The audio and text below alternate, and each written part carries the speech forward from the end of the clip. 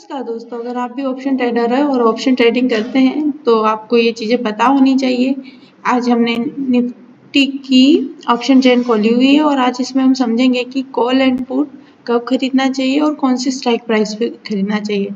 आप सभी को पता तो होगा कि कॉल एंड पुट खरीदा जाता है ऑप्शन ट्रेडिंग में।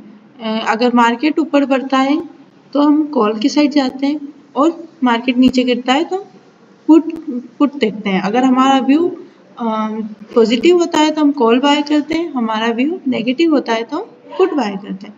तो बात आती है कौन सी स्ट्राइक प्राइस पे हमें हमेशा बाय करना चाहिए। ये सबसे बड़ा कंफ्यूजन होता है कि हमें कौन सी स्ट्राइक प्राइस चूज करनी चाहिए। तो आज हम इस वीडियो में बिल्कुल बेसिक से और सिंपल भाषा में समझेंगे कि अगर हम कॉल एंड पुट की साइड जा रहे हैं तो हमें कब और कौन सी स्ट्राइक प्राइस का चुनाव करना चाहिए। दोस्तों हमेशा हमें at the money price choose करना चाहिए, क्योंकि हमें अगर मार्केट का मोमेंटम कैच करना है तो हमें एट द मनी ही जाना पड़ेगा। हमें आउट ऑफ मनी को हमेशा इग्नोर करना चाहिए। आउट ऑफ मनी हमें तब उस कंडीशन में देख सकते हैं जब ब्रेकआउट आता है तो एक स्टेप हम आउट ऑफ मनी जा सकते हैं, क्योंकि हम ब्रेकआउट आता है तब मोमेंट काफ़ी हाई रहता है और प्रीमियम काफ़ी तेज़ी से बढ़ जाती है और इन द मनी में आ जाती है।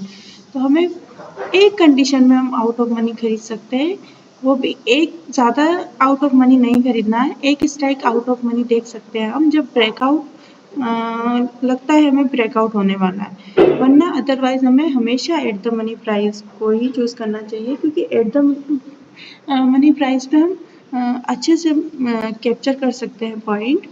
क्योंकि मान लेते हैं क्योंकि एट द मनी हमेशा 0.5 से बढ़ता है, 1 की तरफ बढ़ता है अगर हम एट द मनी प्राइस पे जाते हैं तो।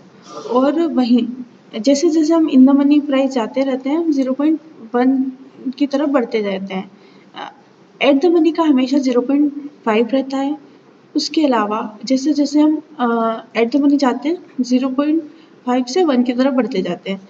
तो या तो हमें at the money price choose करना चाहिए या फिर हमें इन द मनी चूज़ करना चाहिए, और जितना हो सके हमें एक स्टेप इन द मनी लेना चाहिए ताकि हम ज़्यादा अच्छे से मोमेंटम को कैप्चर कर सकें, पॉइंट को कैप्चर कर सकें।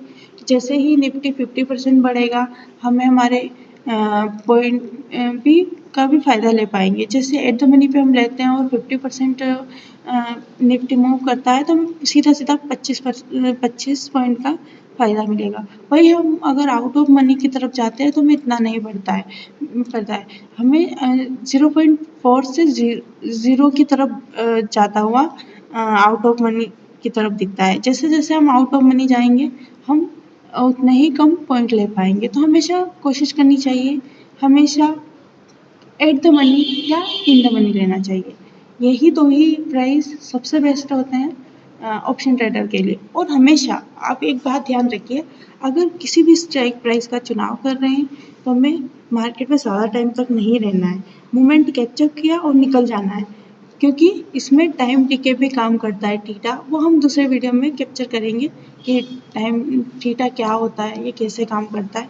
आज हमने डेल्टा के बारे में समझा कि डेल्टा कहाँ कितना होता है।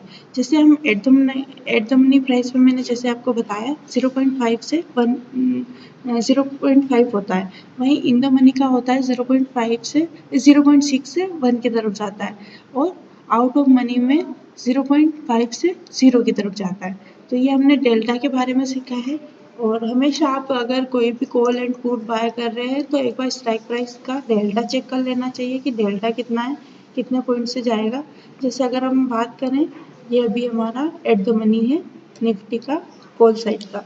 अब इसकी डेल्टा की बात करें 0.70 है। तो हम इसमें अगर मार्केट ऊपर जाता है तो हम अच्छे से इसका फ़ायदा उठा सकते हैं डेल्टा का, क्योंकि इसमें आपका स्ट्राइक प्राइस 2500 है और जो भी आपने क्वांटिटी ली है उसका इसमें मल्टीप्लाई करके देख सकते हैं आप। 0.70 में आप मल्टीप्लाई करेंगे तो आपको आपकी वो प्रॉफिट दिख जाएगा कि आप अगर ये मतलब कि कितने पॉइंट से मूव करेगा उतना आपको पता चल जाएगा पहले से ही। तो आप पहले से चेक करके फिर किसी भी स्ट्राइक प्राइस का चूज़ करें। आप यहाँ पे देख सकते हैं, अगर आपको लग रहा है 10 पॉइंट मार्केट ऊपर जाएगा तो आप इसमें इंटू करके देख सकते हैं कि अगर 10 पॉइंट ऊपर गया तो आपको कितने पॉइंट का फ़ायदा मिलेगा। वही सेम पुट साइड भी होता है। पुट साइड में डेल्टा दिया हुआ है। अगर पुट साइड में हमें देखना है तो हमें एट द मनी देखना है तो 2500 रुपये का स्ट्राइक प्राइस का चूज़ करना पड़ेगा और यहाँ का डेल्टा है 0.66। तो हमें लगता है कि 10 पॉइंट मार्केट नीचे गिर सकता है, तो 10 पॉइंट का 0.66 में इंटू करके हम देख लेंगे कि कितने पॉइंट हम कैप्चर कर पाएंगे अगर 10 पॉइंट हमारे मार्केट हमारे अकॉर्डिंग गया तो ये बेसिक चीज़ें हैं दोस्तों, बट आपको पता होनी चाहिए। अगले वीडियो में हम बात करेंगे थीटा क्या होता है, थीटा कैसे काम करता है और थीटा ऑप्शन बायर के लिए क्यों ज़रूरी होता है। अगर आपको हमारा वीडियो पसंद आया हो तो उसे लाइक कीजिएगा, चैनल को सब्सक्राइब कीजिएगा और वीडियो को शेयर करना मत भूलिएगा। थैंक यू दोस्तों।